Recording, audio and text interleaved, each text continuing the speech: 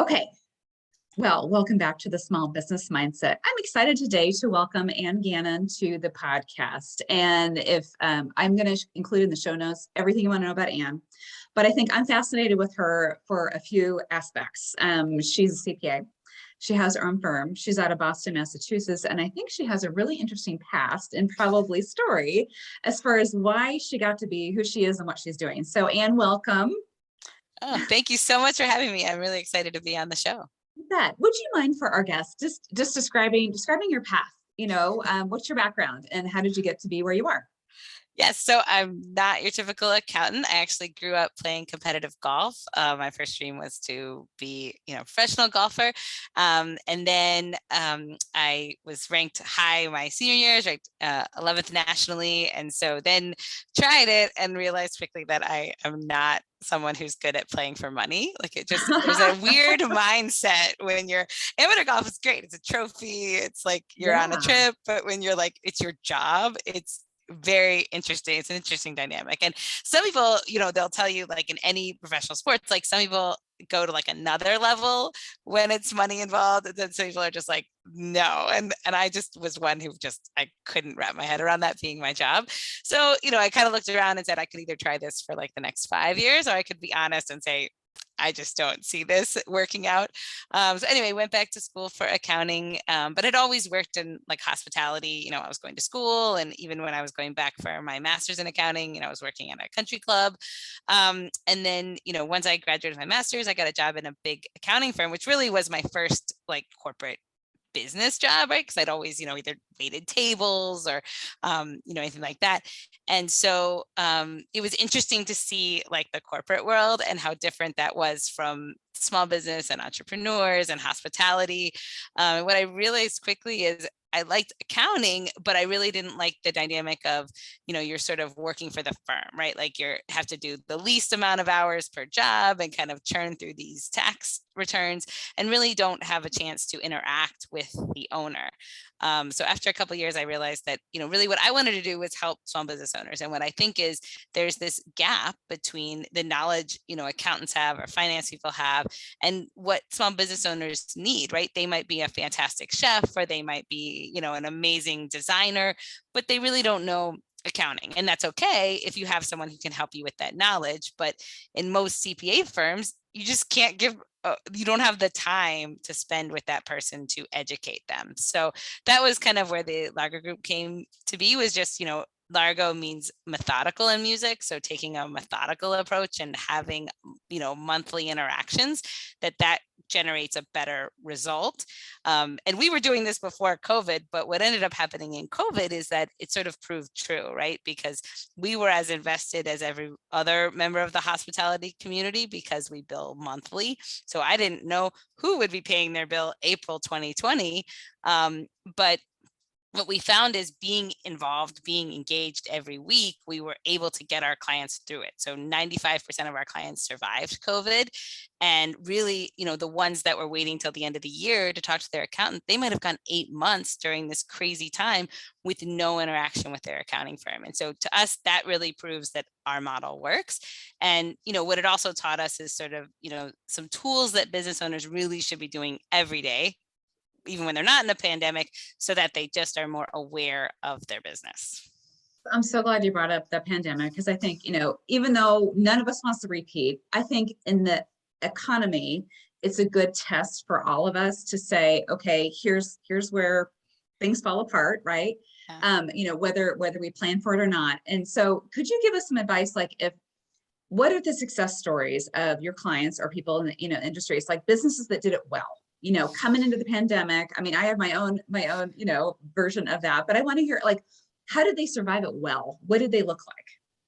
So I really feel like it's a lot of what you talk about, which is mindset, right? I think the people who were able to survive it were able to be creative, who didn't have this, well, I'm just going to wait till things come back, or I'm going to wait till, things go back to normal. But they really were creative to say, okay, what do I need to do to get the dollar amount I need? Knowing what you need in terms of sales is a huge thing, right? So if I need 50,000 a week to make my restaurant work, how do I get it? Right. And very Right. creative. I mean, we had people who were reaching out to local schools to say, can I help with, because the schools being shut down, there was a lot of need for government programs that were, giving meals to home. So restaurateurs are calling up this local school district and saying, can I be on your preferred vendor list? And what do you need the meal to be? Here it is. Like, really thinking outside the box to get the numbers to work. And, what's funny as entrepreneurs is like, now that you're, 2 years later, a lot of them are like, well, but the government helped. And it's like,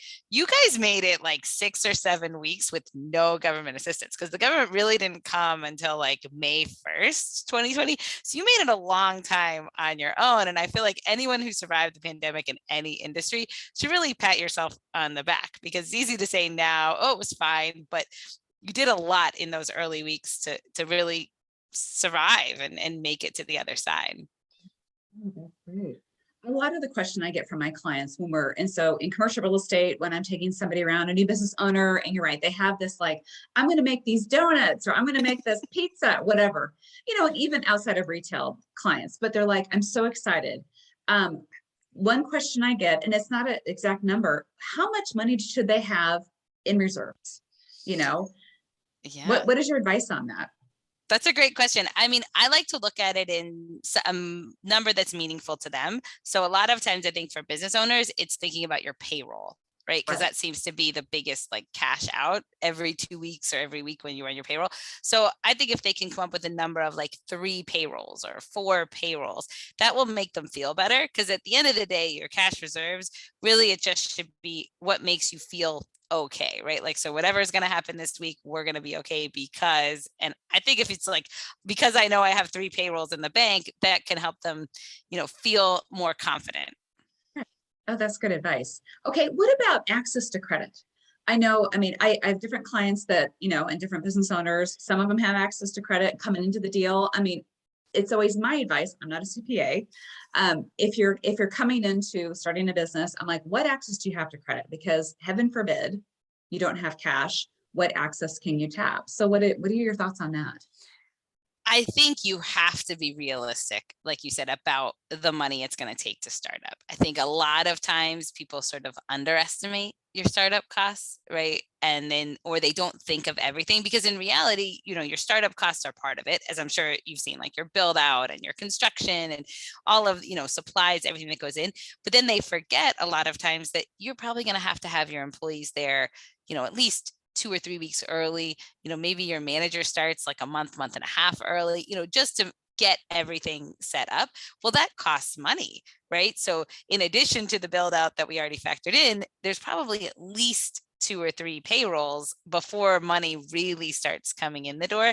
And I feel like that tends to be the part we forget, right? Because it's just like, well, we're opening, May 1st. Well, that's true. But like those credit cards don't hit for a couple of days, then you're still going to have some payroll because payroll's paid for the week before. So there's always a lag. So I think if they can build out, I like to tell our clients build out at least like a 90-day budget, really working through like not just what you're spending, but when is it due, right? If I'm putting everything on a credit card, then when is that credit card payment due, from a cash flow perspective, so that we know, okay, if I'm really bleeding in month 2, it's okay, it's part of the plan. I know I'm going to do this, but then I know month 3 is going to be X.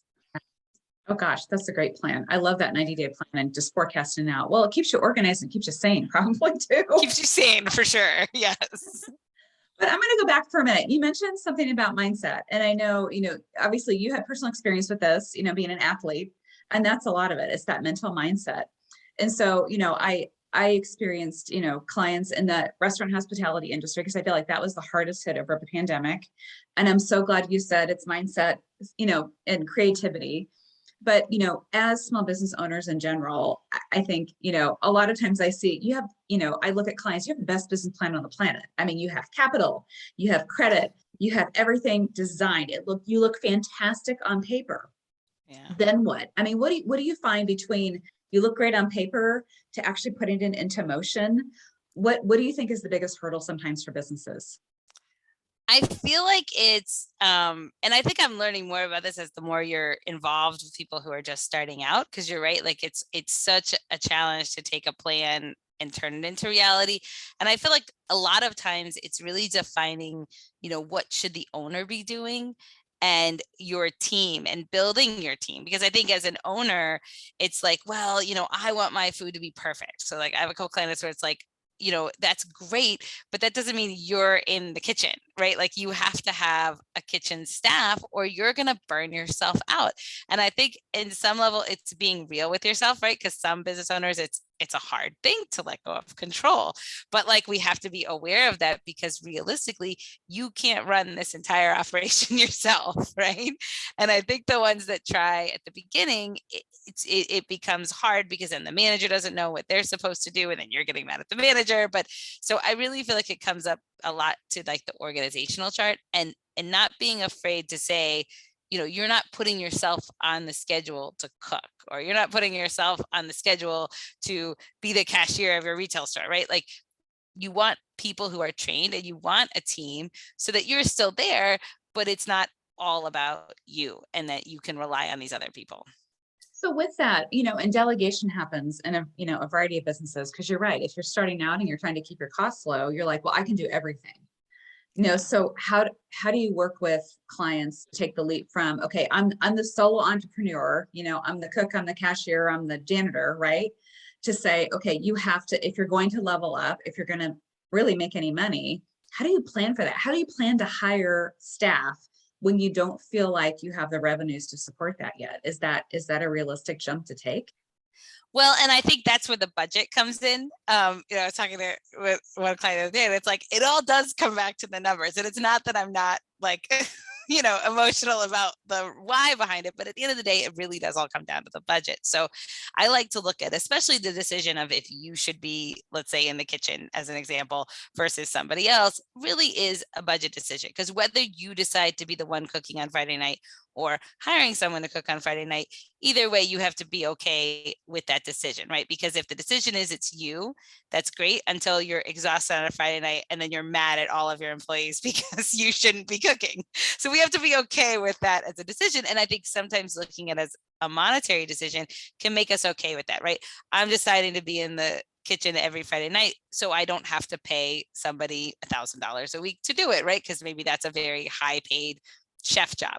On the flip side, I'm willing to spend $1,000 a week, for that person, so I don't have to, but I can't get mad at that person because I'm paying them, right? So I think sometimes the dollars, because I'm not one who believes like a business owner shouldn't be in their business, right? I think, again, if we look at it from economics, it's up to you, right? If you want to be in the business, and I've had lots of successful clients who want to be there every day, but they also know that that is because they're going to get X at the end of the month, right? Like they see a clear, line between I'm working to getting paid. I think where there's a problem, especially at the beginning, is if you're setting it up to where you're going to be in the kitchen on a Friday night, but you're also sacrificing pay at the beginning. That's true. So what would you say is the biggest expense or, biggest surprise for business owners outside of payroll? Because I think for many businesses, whether you're a restaurant or whatever, payroll is probably up there with your number one expense. So outside of payroll, what are your clients spending too much money on? What are you saying? Wait a minute, we really need to analyze, how your budget is working here. Have you thought about not spending as much on this or paring that back? Well, I think a lot of times, and that's where I think a budget is great, because it develops your target. Because at the end of the day, you, the owner, you know what your model should be. Like you said, on paper at the beginning, like really, what was this designed to do? Because a lot of times if you're seeing like other areas that are spiking or are too high, cost of goods, whether it's retail or food, whatever you're selling, if that's too high, or, supplies are too high, sometimes the hidden there is pricing. Right. And that's very hard to see on a budget, that a lot of times like, well, my cost of goods are 40% and I'm going to get it down. But sometimes it's 40% because your pricing is wrong. So many times when we're setting up our, ideal business model, we're really looking at like what the competition sells, right? So if we're going to be a pizza restaurant, it's like, well, okay, well, that guy's selling, pizza for $12.99 a pie, so I'm going to sell mine for $12.99 a pie. But we never look to see, is our pizza recipe designed for $12.99 a pie, right? Like did we ever Yeah, look at that? yeah, And usually the answer is no, sadly, we didn't, right? We just assumed if he can sell for $12.99, I'm going to sell, but we don't know if he can or if he's making money or losing money. So sometimes when we really feel that it's just not working, and again, like that mindset, it just feels like it's a struggle. Sometimes the answer is pricing, that our pricing just isn't built correctly. And we have to, again, be creative. I'm not saying, raise everything $5 a thing, but really being honest with our pricing and being creative in ways to where it can still serve our customer, but it also makes our bottom line work. that's great advice. What other products or services do your clients offer to create that more value add? I mean, I know for years we've talked about, and it's evolved so much. Okay, we provide excellent customer service. Well, gosh, I hope so. Right. I mean, that should be your baseline. But what does that mean? And I think in the day and age of, we can order anything we want online, honestly, anything we want Yes. online, have it delivered to our front door. Why would we? And this is the question I get a lot. I love buying local because I'm a local business owner and I want to support that. And, as are you. It's Yeah. like, I'm a small business owner too, and that makes a difference to me. And I want to support local retailers, but I mean, personally, I will pay a little more, whether it's a restaurant or a retailer or whatever, if I'm like, because they've created something special for me. So what are you seeing that like those special touches or those value add things that others could incorporate in their business model? Well, and I think you're right. I think it comes down to really looking at who you're serving, right? Who are the people that are coming in every day, whether you're retail or your restaurant. I think both have the competition of someone could just do it on their phone, right? Why am I going to go buy a shirt from your store when I could just buy it off Amazon? So looking at some of those intangibles, but I also think the people that are successful now realize that there is a segment of the population who's going to choose online, but then there's a segment that isn't, right? So really finding your ideal customer, it may not be that you have to compete with Amazon. It just might be finding the person who wants to come in. And a lot of times when I break this down with our clients, whether we're doing budgeting or just having a conversation, it really comes down to marketing. Because if you are honest with yourself, a lot of businesses haven't marketed in the last 2 years because of COVID, right? It didn't make sense to market. I can't have people in anyway. But then, as you, I'm sure, know from real estate, if you think about your core customer, chances are they've moved, right? So many Yeah. people in your zip code have probably sold their house, or there's new people who came in just because of the real estate market. So if you're a local restaurant or a local retail store, um, you know, have you introduced yourself to the new people in your neighborhood? Because it's one thing to say, well, people aren't coming in, but I really try to remind our clients it's the things you can control. And have you sent like a mailer out to say, hey, this is who we are, this is where we are, this is what we offer, like really educated your client now versus, just assuming that they know who you are because you've been there, 20 years. And I think focusing on marketing is the key, and really controlling your narrative will get you through any uncertainty. I love that advice. And that's true. That's something I bet a lot of people don't think about. Has your neighborhood changed? Has your client Right. base changed? Has your demographic changed? And, tapping into those resources is key. Okay, what about niching? So, I know a lot of people or a lot of business owners are hesitant to be like, oh, we're available to everybody. We sell our products to everybody. And I'm like, is that the best? Can you really be a one size fits all? Do you want to be a one size fits all? So talk to me about the value of being a niche market or a specialty market versus being kind of one size fits all. Is there pros and cons there? Yeah, I mean, I feel like today it's really important to just explain who you are, right? Like I think that there's an element of, you live in a populated area, so there's, a huge population that could appeal, but I feel like you do have to explain why you're better than the competition, because there's just a lot of competition. And, I have one client who, they decided to upgrade their chicken. They make chicken. Okay. Really that decision hurts their bottom line, right? Because they're buying a better product, they know the source it's coming from. And what we came out of the conversation was, we have to explain to your customer why they're choosing you, right? Because it's probably not price, it's probably something else. So I feel like you really just have to define that something else, whether you decide to just go after the people that already are choosing that, right? So already choosing locally sourced chicken, but maybe it's also an education, right? Because into a broader population, here's why you should pick better chicken, right? Right, So I right. think it's educating your customer into why you're the best. I love it. Can you, okay, from your lens, could you give us some examples of, and we'll probably have to talk about national franchises because I know I might not know the local restaurants in your area. Who does it well? And I can think off the top of my head, like so I'm in the Lawrence, Kansas market. So we're in a college town west of Kansas City. Right. And I know just from data research, what fast food restaurants, for example, or restaurants with the drive-through have the highest market share because of their sales. So what would you say? I mean, from your lens, it's like, okay, they do it well, they do it well, they do it well. No, they not so much. And maybe we can kind of put some. Yes, no, definitely. And by the way, aren't you like an amazing basketball Oh town? my gosh, Now? isn't it the best? I'm sorry, I didn't want to. No, Yes, my family's from Kansas it's an City. exciting So, time yes. right now. Yes, no, that's awesome. No, so I think that's a great question.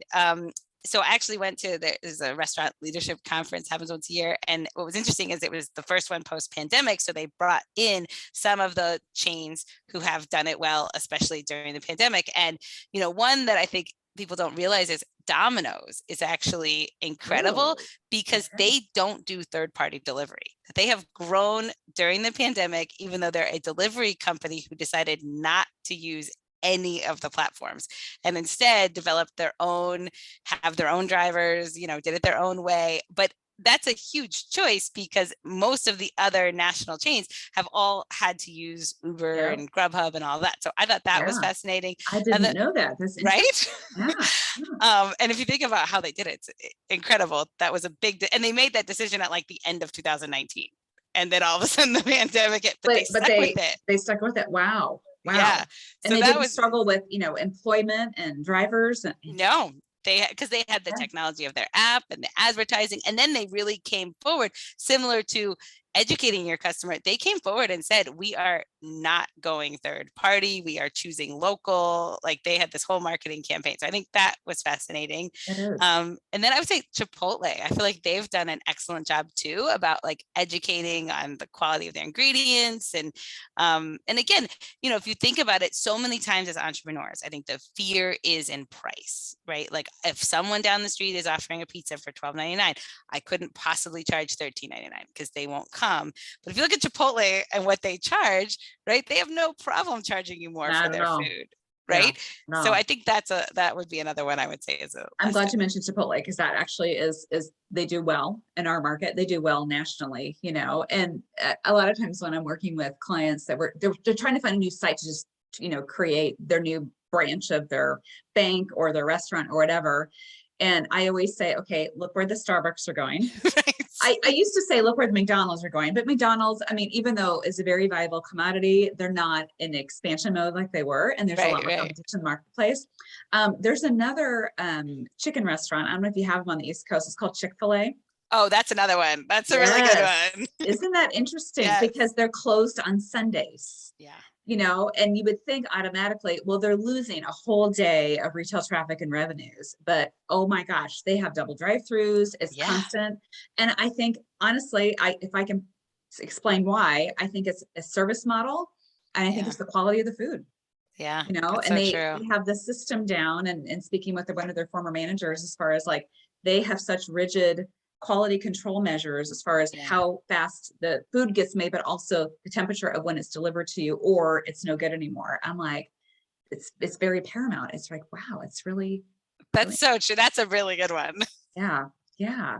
But it's hard sometimes to compare yourself to the national chains. I get it. They have a lot deeper pockets and they have a lot more marketing research and advertising dollars and stuff like that. But I also have some smaller clients, like a coffee shop owner, for example. Now the only property she'll consider is stuff with drive-through. She won't even do something without a drive-through because that's 30 to 40% of her business, even before COVID. And so, managing access, but also keeping that line moving pretty quickly. So that's really cool. Yeah. And I wouldn't say, I mean, I think, I like business owner, I think as a business owner, even if you're an independent, there's no reason why you can't emulate the chains because they were all independents at one time, right? They were. So I think it's believing in your product and really holding yourself to the same standard as those two, because yes, they have, deeper pockets and have, a lot of resources, but at the end of the day, it's also just, I think they are very definitive in what they do and they're not afraid to just stand behind it. Like I said, with Chick-fil-A, there's no like, oh, maybe we should open Sundays now. I don't know.